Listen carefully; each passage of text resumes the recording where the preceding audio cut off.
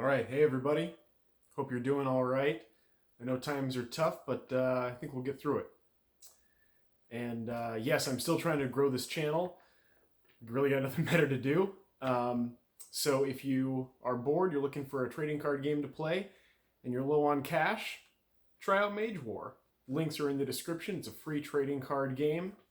Hope you enjoy. This video is for the full Throne of Eldraine analysis. It's taken me a while to get this out. Had a couple snags along the way, but here we are. So first I'm going to go through kind of just like the more general overview of analyzing sets, some of the things that I discovered, some of the just conventions that I've found here to do, and then we'll get to the kind of statistical numbers for Throne of Eldraine, and just kind of some thoughts on those. And then here I've also got the highlights on the top power levels from the set. So we'll go through those. And then I'll just kind of give you some of my closing thoughts and stuff moving forward.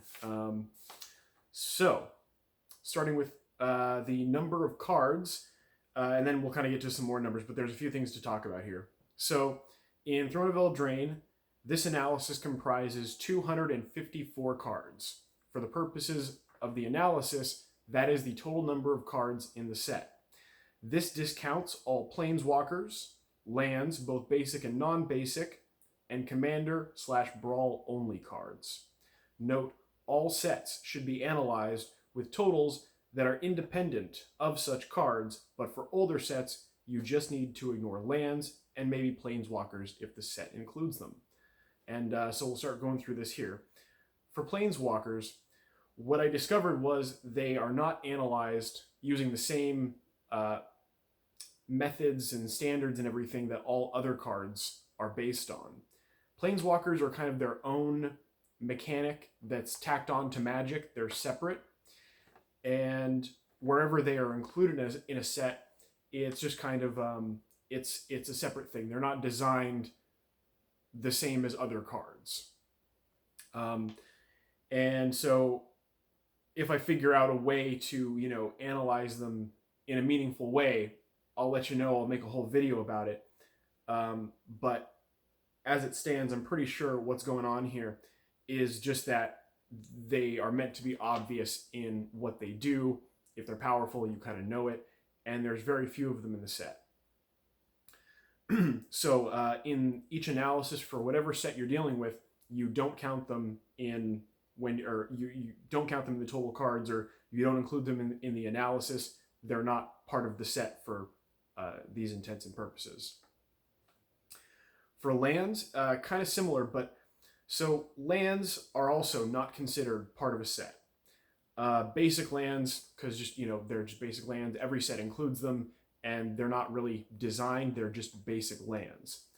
Non-basic lands, the thing about it is because lands, whenever they have abilities, are very powerful because they work on different mechanics. They have that thing where you can just always play one land each turn, and they're kind of a little bit harder to interact with. So when lands are designed, what you will find across the board, what I found, is that they're pretty much all power level 0. They are all meant to be balanced. Oh, sorry. So as you can see, we're doing this in high definition. Now I got a new camera, so now you can see the dust in high definition. I hope you enjoy.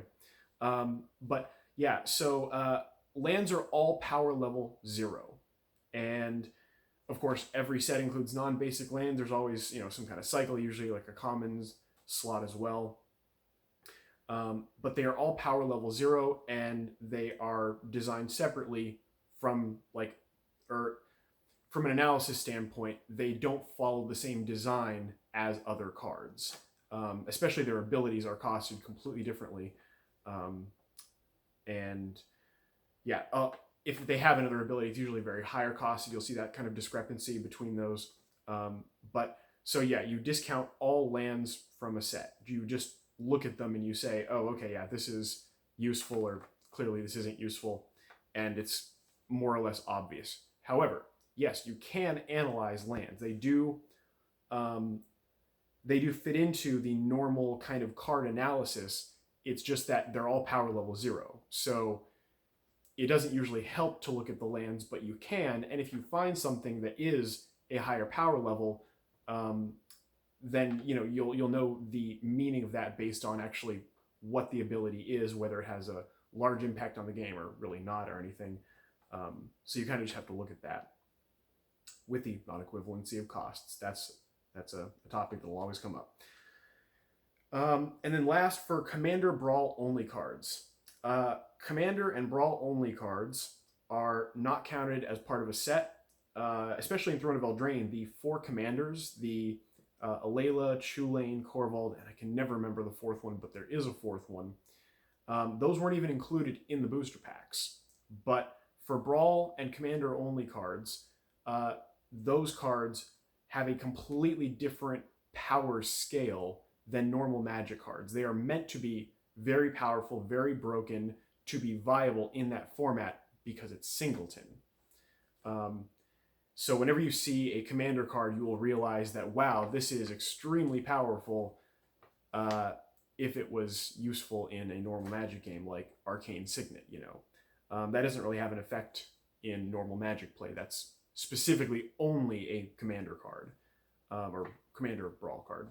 So, yeah, when you're analyzing sets, ignore all Commander Brawl cards, kind of just for newer sets, but that's the thing. So, those are those 3 stipulations. Again, you do not count Planeswalkers, lands, or Commander Brawl cards.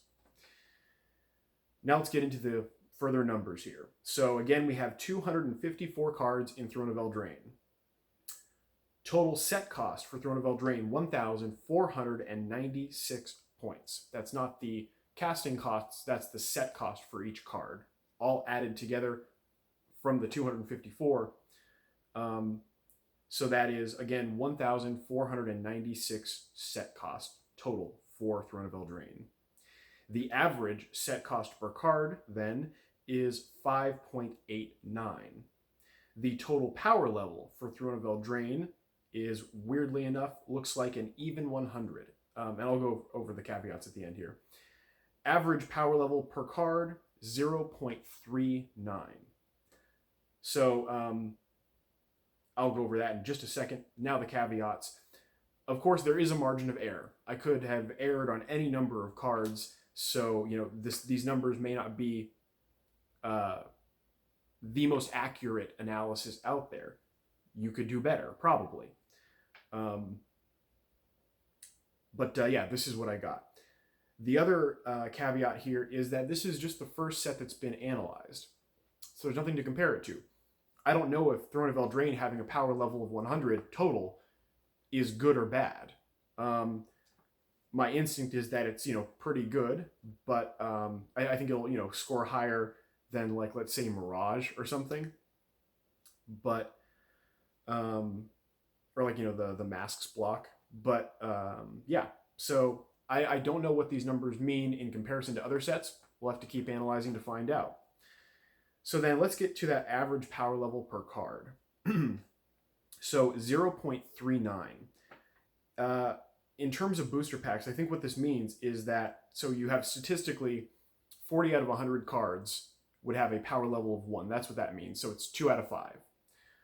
So in a booster pack, statistically, that means that it should have about 6 power per pack. Because if it's 2 out of 5 cards that have a power level of 1, you have 15 cards.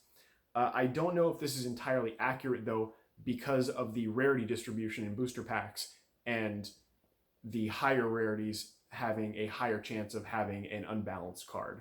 It may still work out the same, but so that's what that means. So I'll have to do some further analysis and check into pack openings and things like that to find out really. But it looks like about 6 power per booster pack in Throne of Eldraine is the statistical average number. Now let's get to the highlights. So we've got 11 highlights ranging from power level 9 down to the power level 3s. Everything that's not included in this list here is power level 2 or below. There were some negatives, quite a few actually. Top, Harmonious Archon, power level 9. Questing Beast, power level 6. Clackbridge Troll, power level 5. Feasting Troll King, power level 5. Fervent Champion, power level 5.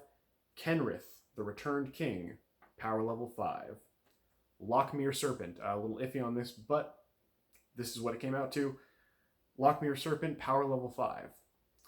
Gadwick, the Wizened, power level 4. Robber of the Rich, power level 4. I already did a video on that. Rankle, Master of Pranks, power level 3. Wintermoor Commander, power level 3. So to kind of go over again what power level means is it's the relative cost between what the card does, what its balance cost would be, and the discrepancy between what it's been printed as costing. This doesn't mean that these are the most powerful in the set, although I think for Harmonious Archon it is. But it's based, the actual playability, let's say, is based on the non-equivalency of costs. Certain abilities just have much more effect in the game, and when those abilities are undercosted, then you have a very broken card, like Ancestral Recall, which I just did a video about in the cost of card drop video. I analyzed that at the end there. But you could also check out the Giant Growth video. Yeah, like for instance, Rankle, Master of Pranks. Even though it has a power level 3, it's a very interesting card. It does quite a bit. So for a power level 3, you know, that's pretty good. But these are just the cost discrepancies. That's what power level here is. So next topic is adventure cards. So I still stand by that adventure cards are 2-for-1s. The good thing is that these all seem to be pretty balanced. A lot of them are just power level 0/0, meaning the creature is power level 0, the spell is power level 0. There were a number of them that had a negative power level, and the most powerful one was, oh gosh, I had it, and then I lost the name. I looked it up. It was a Fae, or a Fairy. Gosh, why? I'm sorry, I forgot it. The adventure card, it's a fairy card, and then it's got the spell Granted, and that's like a wish. So the creature there is just basically a flying blocker, and you know your wish spell there, it's a sorcery, and that is a power level 2 card. But Brazen Borrower is much better. The funny thing is, Brazen Borrower is actually balanced, power level 0/0. The reason Brazen Borrower is much better is because of the non-equivalency of costs, that even though the, you know, wish flying blocker is undercosted by 2, it's nowhere near as good as Brazen Borrower with Petty Theft, which you know, can bounce an opponent's card, and it's a threat on the board, a creature threat. So that is much more playable than that card that I wish I could remember right now. I should have written it down here. I thought I would remember, and I didn't. I'm sorry. Yeah, that was just how the adventure cards came out. But they are still very good. Adventure cards are extremely good because they're 2-for-1s. So I don't know if they're going to reprint them. That would be interesting if they didn't for a while.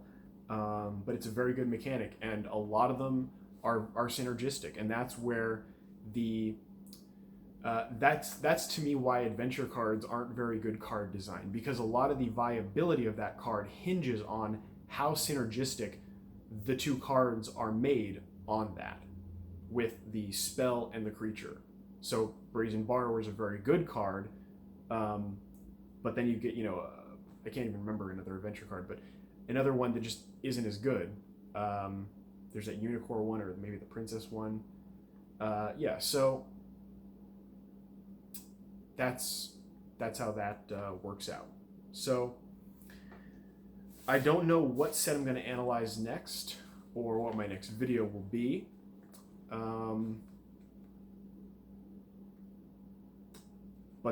I'm going to keep, you know, doing stuff for this channel, keep moving forward, keep working, see if I can come up with something interesting. So I'll let you know. And if you have any questions or suggestions or anything, let me know. That's pretty much it. Thank you very much for watching. Hope you're doing all right out there, and have a good one.